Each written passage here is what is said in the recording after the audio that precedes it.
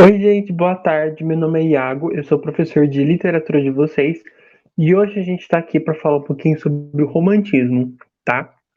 Então vamos lá, serão duas aulas sobre esse tema, uma falando sobre o romantismo no Brasil e outra falando especificamente sobre o romantismo em Portugal. Na verdade, o contrário, vamos começar com Portugal e depois ir para o Brasil. Eu pensei em começar pelo Brasil, só que eu acho que é mais fácil de explicar para vocês o pensamento romântico, toda essa mudança de paradigma tão importante que a gente tem se iniciarmos tudo isso por Portugal, tá? Então vamos lá. Aqui a gente vai ter a nossa belíssima linha do tempo dos movimentos literários em Portugal. Lembra que a gente estava vendo, né, vocês já estão até cansados, né, gente? Mas eu acho interessante para vocês verem essa linearidade, essa mudança, tá, no tempo. A gente começou com o trovadorismo, depois o humanismo e o classicismo, e essas duas se opunham à primeira. Depois a gente vai ter o barroco, que se opõe às ideias do classicismo, o arcadismo, que se opõe ao barroco e retoma as ideias do classicismo, certo? E o romantismo, que, obviamente, como vocês já devem ter pensado, né, ele se opõe ao arcadismo. Isso acontece, gente, na maioria dos movimentos literários. Um vem para se opor ao outro. Por isso a gente consegue marcar quando um começa, o outro termina, porque é uma mudança muito forte em tudo, né? A gente fala em todos os paradigmas, tanto no ideológico, nas ideias que estão circulando, tanto até muito na forma, agora principalmente na forma da poesia, tá? A forma da poesia, do teatro, da narrativa, de tudo isso que eu tô falando. Então aqui a gente vai começar a falar do romantismo. Antes da gente começar a falar do romantismo, tem umas coisas, a gente tem que entender um pouco o pensamento romântico, tá? Antes de entrar em propriamente como o movimento aconteceu em Portugal. Porque você já deve ter percebido que os movimentos literários acontecem em vários lugares do mundo, de várias maneiras, né? E acabam um indo para um país, indo para o outro, nananana. Até que eu falei aqui que no Brasil, a galera que era os escritores da época, né, viajavam para Europa, conheciam essas ideias e traziam para o Brasil. Então a gente tem essa, já são craques nessa questão de que tudo se conversa, que tudo acontece em vários lugares do mundo e vai indo de um país para o outro. Então vamos pensar historicamente. Vamos começar assim. Lembra na época do trovadorismo que a gente tinha um rei? Dom Diniz, o rei trovador, Dom Henrique, vários reis ali naquele momento. Então, nesse momento a gente tinha é, essa parte da nobreza e a gente também tinha a parte do clero. Frei sei lá o que, dom sei lá o que eram todos cargos ligados à igreja, tá? E a gente também tinha, nesse primeiro momento da literatura, outras figuras da nobreza. Lembra da Marquesa de Alorna, que a gente falou na aula sobre o arcadismo? Então, era uma mulher nobre. E todos os outros escritores desse momento, desde a Idade Média até mais ou menos o arcadismo, eram ligados com a nobreza, eram ligados com quem tinha dinheiro, certo? Ou seja, ou eles eram aristocratas. Pensa no Camões, que ele tinha gente, ele entrou pro exército, ele tinha amigos nobres que ajudavam ele, que pagavam para ele ir e voltar das viagens. Então, sempre fazer literatura até a época do arcadismo estava ligado a você pertencer à nobreza, pertencer ao clero, poder se dedicar ao estudo, ter condição da sua família bancar o seu estudo, e você vai fazer esse tipo de literatura para esse pequeno ciclozinho ali que está na corte, que está no rei, que está na nobreza, certo? Então, nesse momento, você pega, por exemplo, o Gil Vicente. Por que ele disfarçava a crítica social? Para agradar a nobreza, que era quem ia pagar pelos teatros dele, certo? Então, toda a literatura desse momento era refém desse pequeno círculo da monarquia, desse pequeno círculo da aristocracia que a gente fala, tá? Que é essa camada mais alta. Que todo mundo que não era aristocrata, não era do clero, era parte do povo, certo? Eram os plebeus, por aí vai.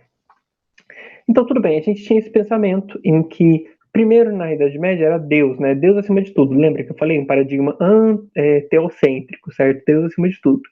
Depois você passa para um paradigma antropocêntrico, o homem na medida de tudo, a gente pensa com a cabeça.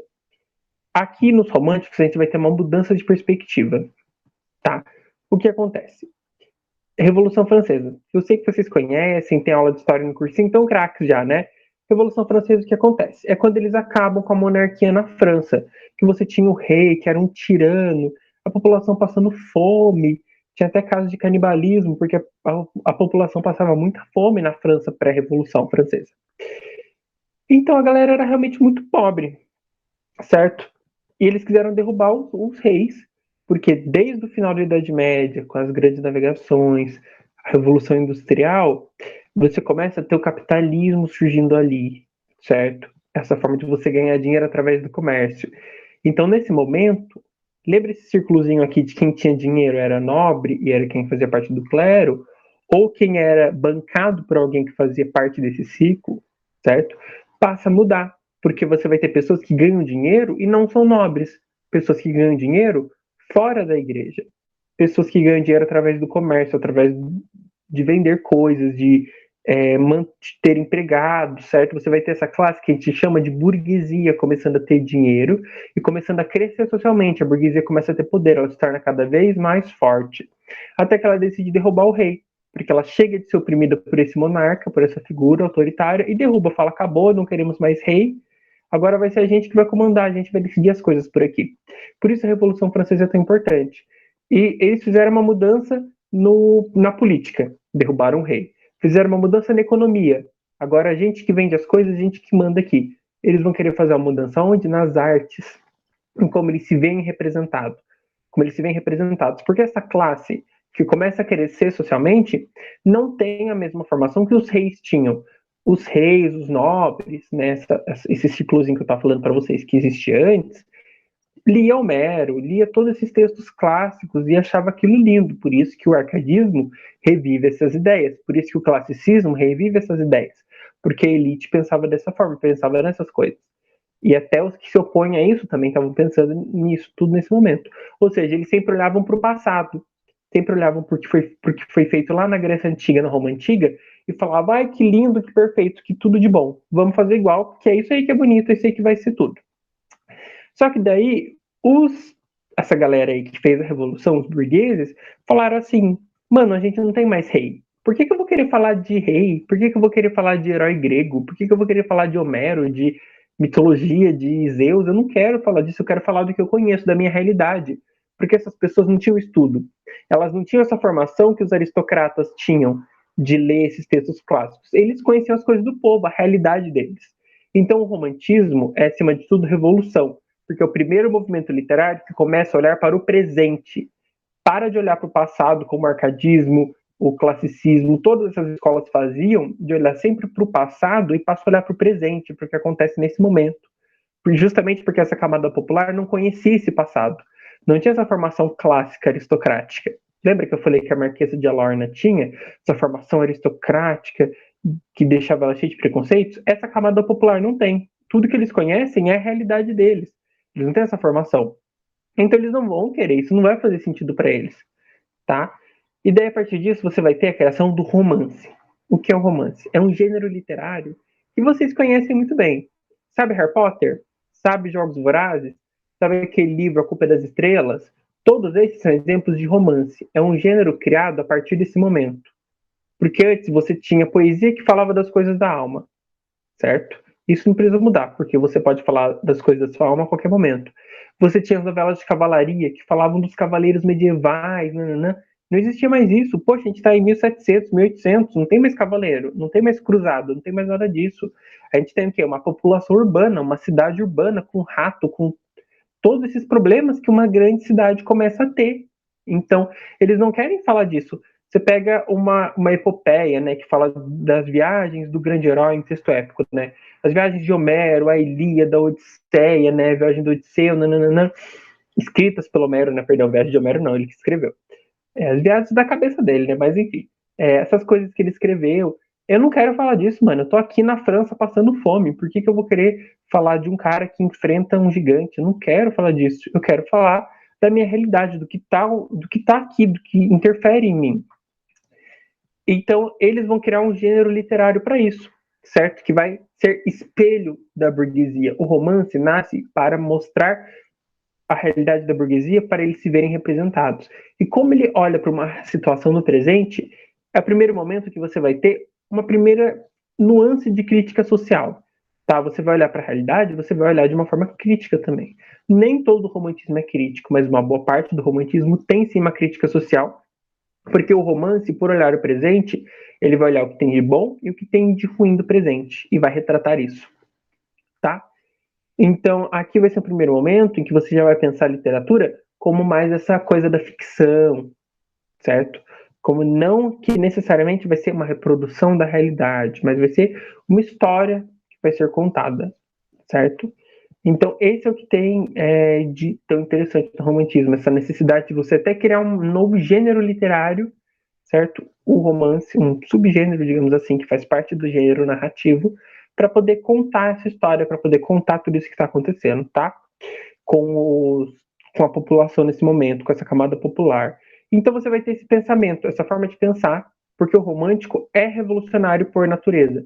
Quer mudar tudo, como eu falei, a política, a economia, as artes, ele é revolucionário. Quer que tudo seja diferente. E ele vai ser egoísta, muito egoísta, porque ele quer que tudo seja ao gosto dele. Lembra que eu comecei a fazer essa comparação, depois eu parei.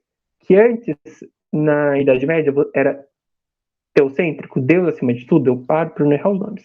Depois você vai para uma coisa antropocêntrica, o homem no centro de tudo, e você pensa com o coração. Aqui o homem ainda vai estar no centro de tudo, só que ele não vai pensar com o coração, ele vai pensar com o coração. Vamos fazer essa analogia para vocês entenderem como está acontecendo. Você não pensa com a cabeça. No romantismo, você pensa com o coração. A cabeça, você pensava no arcadismo, no classicismo, que já morreu, é passado, agora é romantismo. Você pensa com o coração, tá? E o romântico vai ser narcisista, egoísta, egocêntrico, tudo que você puder pensar de ruim para caracterizar um leonino, por exemplo, é o romântico, tá? Porque ele tudo para ele gira em torno dele. Tudo gira em torno dele, tudo tem a ver com o sentimento dele, o quanto ele sofre, o quanto ele ama, o quanto a sociedade é injusta. Olha a primeira denúncia social. A sociedade é injusta porque não permite que ele ame. A sociedade é injusta porque ele não se sente pertencente. Olha que sociedade megera, eu não posso fazer o que eu quero, sabe? O romântico vai ser desse jeito. Quando um personagem romântico tá triste, quando vai descrever o cenário, vai estar tudo escuro, tenebroso, aquela coisa assim, porque tudo reflete os anseios da alma. Pro romântico, tudo era o sentimento dele, tudo que ele sentia, tá? Então vamos lá. E o romântico, ele também vai ser um pouco, como a gente fala, contraditório mesmo, né? Porque ao mesmo tempo em que ele vai ser individualista, vai ter essa coisa subjetiva de tudo ter que passar pelo coração dele, tudo é a visão dele, tudo é através dos olhos dele, tá?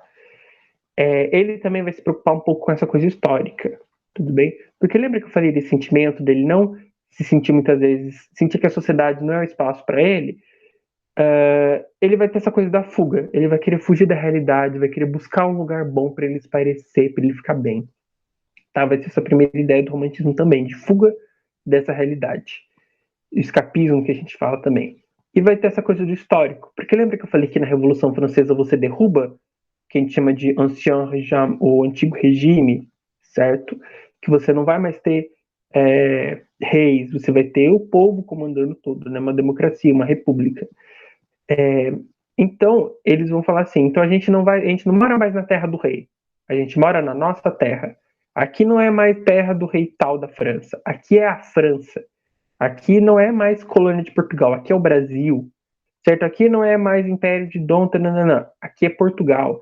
Então você vai pensar nas nuances da terra, o que faz o país ser país, o que torna esse país tão belo, tão grandioso. Então você vai para características históricas, o historicismo que a gente fala, tá? Que vai reviver todas essas coisas, até o ufanismo, que é esse historicismo até a última coisa, de você querer o que é mais nacional da nação, sabe? As cores do país, história do país. Então você vai ter romances históricos que vão retratar e vão enaltecer essas características do país. Porque o romântico, ao mesmo tempo que ele é egoísta e só pensa nele, ele também pensa no país dele, tá? Não é assim um egoísta alienado, ele pensa no país também, tá? Obviamente foi irônico isso que eu falei, tá? Então vai ter essa preocupação que é até um pouco contraditória, certo? De você pensar o historicismo e o individualismo. Tudo isso faz parte do pensamento romântico. Para vocês verem como ele... E sentimentos, gente. Nossa, esqueci de falar isso. Romântico, fantasia, e entra na... Nossa, entra naquela coisa da fantasia, do amor, da ilusão. E sentimentalismo romântico é isso, tá? Sentimento. Exacerbado, muito sentimentalismo. Então, entendido o pensamento romântico, essa mudança de paradigma em que a burguesia quer se ver representada e que falem da realidade dela, vamos entrar nas características do movimento em Portugal. Primeiro, que ele foi introduzido lá pelo Garret. Esse movimento começa na Alemanha, lá na Escócia, na Inglaterra, e depois só que ele vai para Portugal. Gente, muito tempo. O romantismo em Portugal, na Espanha e, consequentemente, no Brasil é muito tardio. Porque lá, logo depois da Revolução Francesa, você já tinha textos românticos sendo escritos. E aqui você vai demorar, gente, olha, 25 é muito tempo, até chegar quase 30 anos depois, mais de 30 anos depois, que o texto vai chegar, que esse texto não, que esse gênero, oh meu Deus, estou bagunçando tudo. Quase 30 anos depois que essa escola literária finalmente vai entrar nas terras portuguesas, tá? E o do Brasil é mais distante ainda, é só em 36, tá? Mas enfim, vamos lá. Chega com Garret, que é esse cara muito estudado, muito viajado, que viu tudo o que estava acontecendo por aí, essas ideias circulando, e decide levar isso para Portugal, escrevendo um grande poema Camões, em que ele vai enaltecer essa figura lendária de Luís Vaz de Camões, tão importante para a literatura portuguesa, como eu bem falei. E vai ser esse primeiro poema romântico, em que você vai ter. Você não vai tratar de temas clássicos, ó, tá tratando do Camões. Camões não está na mitologia. Se você pegar a Teogonia, que é o texto que fala do surgimento do mundo grego, Camões não tá lá, eu juro por Deus, tá? Afrodite, Hera, Zeus, tudo isso, mas Camões não tá. Camões não faz parte da mitologia. É uma figura importante para a história de Portugal. Olha aí essa parte de se preocupar com o histórico. Então aqui ele já deixa de falar da mitologia, vai falar do Camões. Tem uma mudança na forma, porque ser romântico também é fazer revolução no modo de contar. Você não precisa fazer um soneto. Soneto é para falar de temas mitológicos. Eu não quero falar disso. Eu quero falar do meu amor. Então, por que eu vou escrever um soneto? Eu vou escrever um poema da forma que eu quiser, sabe? Quem quiser vai me ler, porque o meu povo não está acostumado com soneto. O meu povo está acostumado a ouvir o que eu tenho para falar, entendeu? Por isso você vai ter esse deslocamento. A literatura, finalmente, aqui, chega em camadas populares mais baixas, que antes não se via representado na literatura e que não tinha como chegar na literatura. Tanto, como eu falei, de ser representada, como de ler literatura. Então você vai ter camadas populares mais baixas, economicamente falando, que vão passar a consumir isso. Isso vai ser essencial para uma revolução na literatura mesmo. Então vamos lá. Vai ter esse Camões, da Almeida Garrett. A primeira fase vai ser pautada ainda por muitas ideias neoclássicas, tá? Por muitas ideias que é aquela transição, né, gente? Tudo no mundo caminha a passos lentos. Então você sai do arcadismo e vai entrando no romantismo, tá nessa primeira fase de transição. Depois você vai ter essa segunda fase, que é mais conhecida como ultra-romântica, porque vai ser aquele sentimento, romantismo puro, puríssimo, aquela coisa melosa. Ai, como eu sofro, ai, como o mundo é injusto. Essa ideia, tá?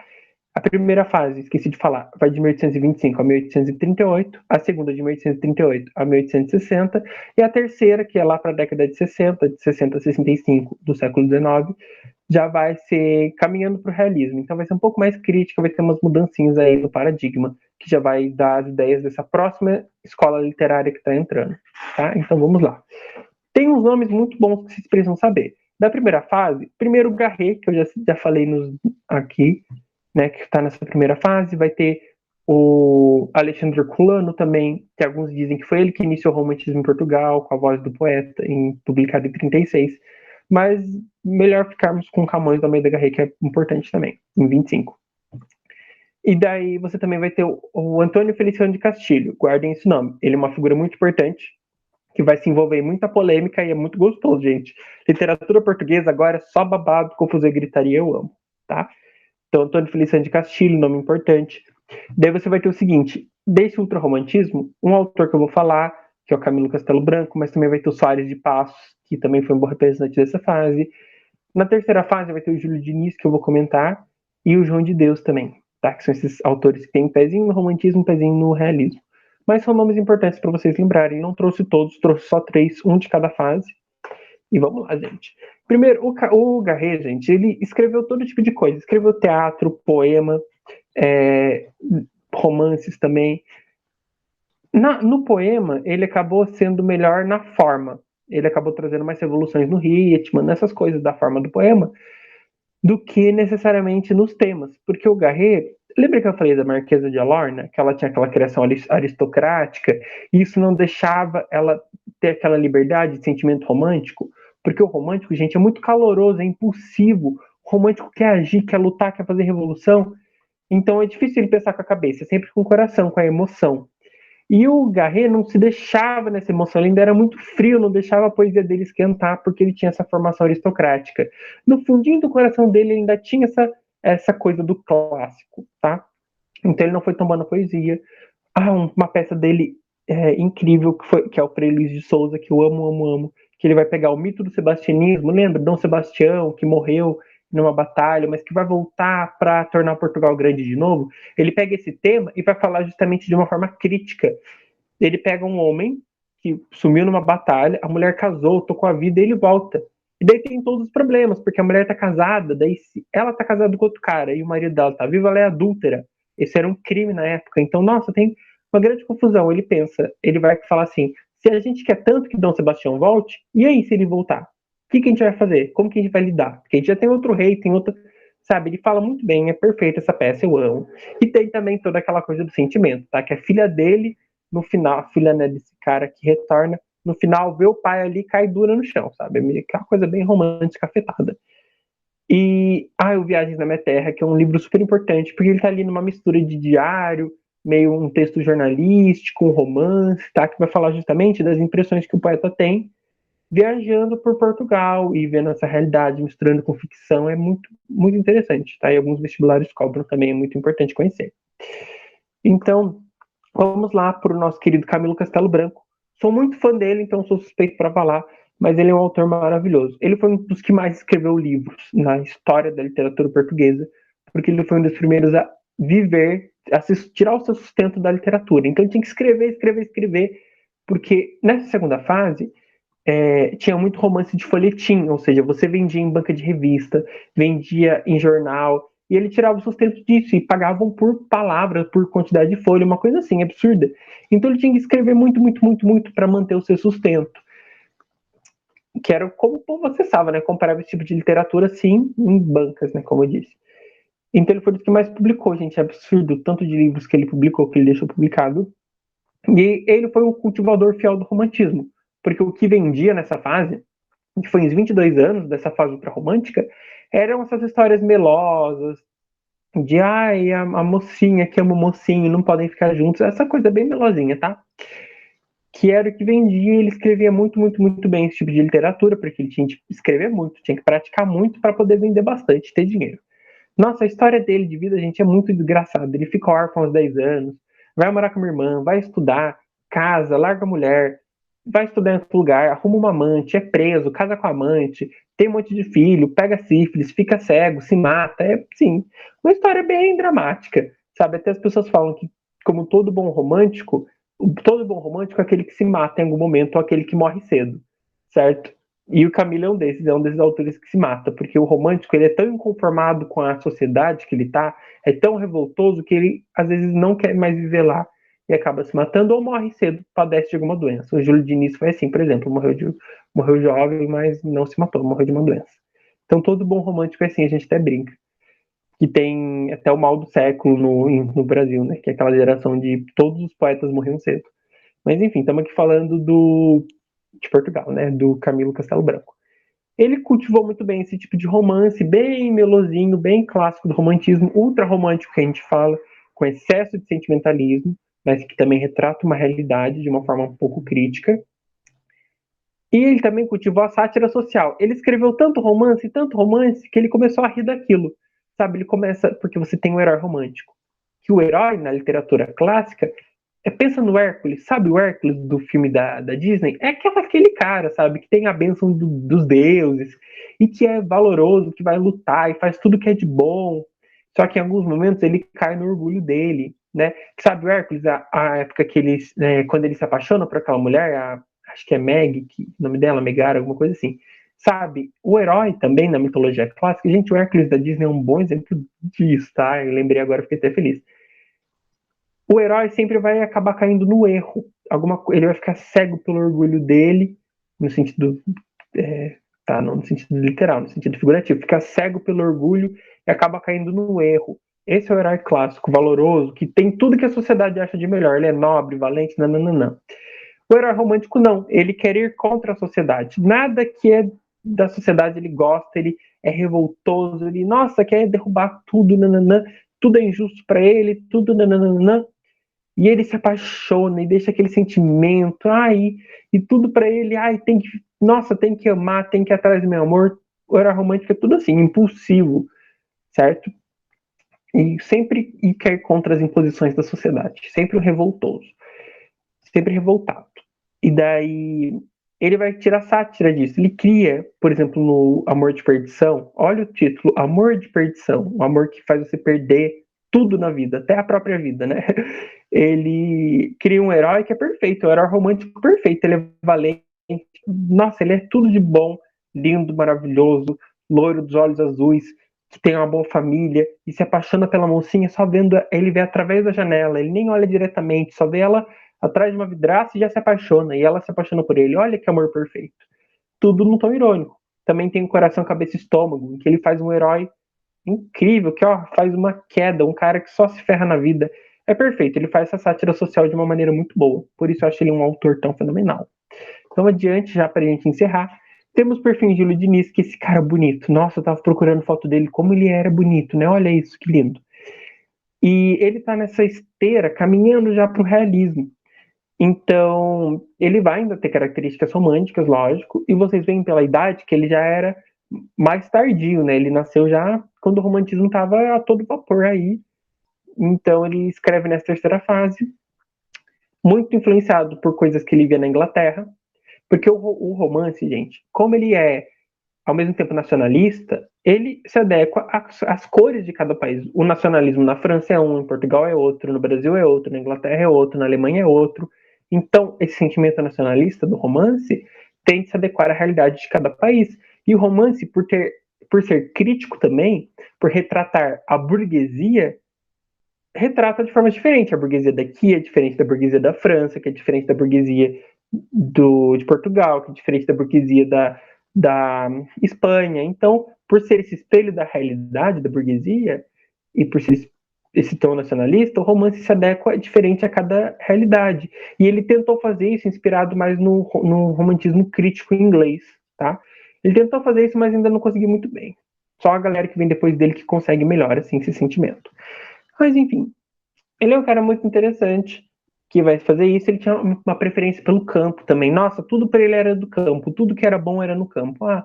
No campo você tinha moral, você podia ser ético, podia ser bom. Tudo de bom você fazia no campo. Eu tinha essa preferência, ao contrário da cidade.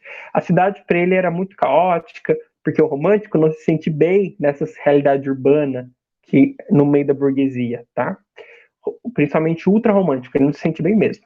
Então por isso que ele vai preferir o campo, tá? Ele vai nessa esteira de querer falar de problemas sociais mais sérios, ser um pouco mais crítico. Esse é o nosso queridinho Júlio Diniz, menino bonito, tá?